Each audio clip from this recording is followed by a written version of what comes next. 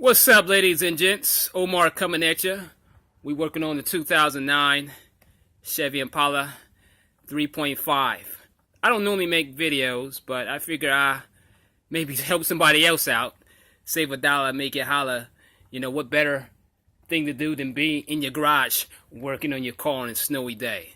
So I want to make this video here because I had a little challenge, and someone may be going through the same challenge, doing the same thing I'm doing here, and don't know what to do. And you know, I had to use my mastermind here and figure this thing out and make it do what it do. So let me tell you what's going on here. You know, my car here rattling, making crazy noises, and you know, it sounded like it was coming from the driver front near the tire. So I said, hey, let me do a little dissect and figure out what's going on with this thing.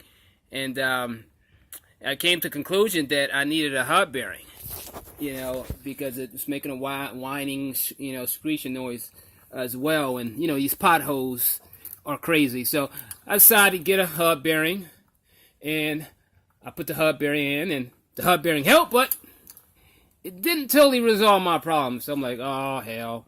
You know, I needed brake pads. I got brake pads. I put the brake pads in, rotors as well, as you can see here. I know it's a mess here, but, you know, you got to do what you got to do to get the job done. And sometimes it can be messy. As long as you get the job done, at the end of the day, that's what it's all about.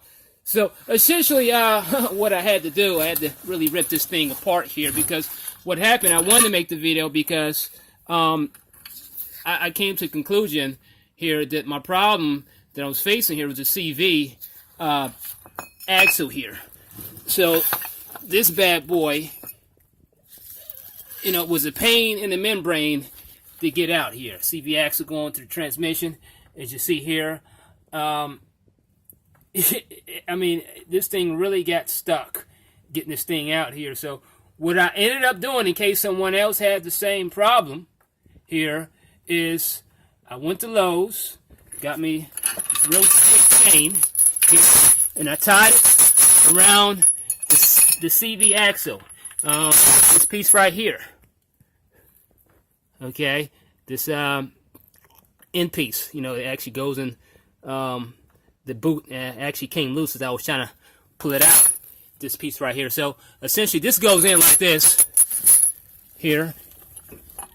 As you can see here, this actually goes in like this, and it was so jammed tight in here, you know, nothing I was doing, yanking, and you know, had my pry bar, everything, trying to get this thing off. So what I ended up doing, I said, man, I'm gonna go ahead and go to Lowe's and see if I can get me a chain. End up getting this chain right here. I bought this chain, you know, real cheap.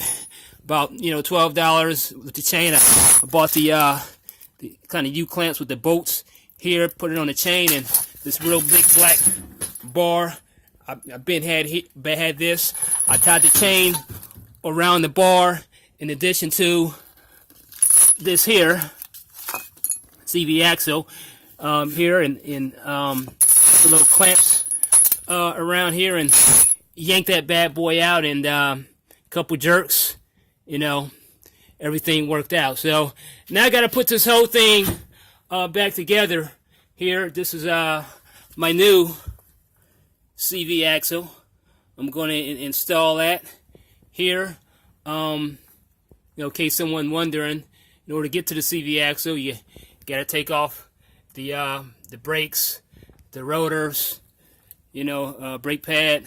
I mean, the whole shebang. You got to pull down part of the strut to get to it. You got to take out the outer tie rod, and you know, and put it all back together.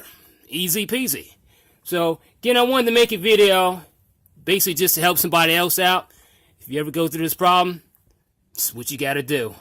You know, save $1, make it holler. Go to Lowe's, get you a little chain, get you a chain, get you this actually got this at Lowe's as well. This big crow-looking bar here. Put the chain around this thing and yank that bad boy, and there we have it. So now it's time to put everything back together, and hopefully this does what I needed to do. Holla at your boy. Over to tomorrow.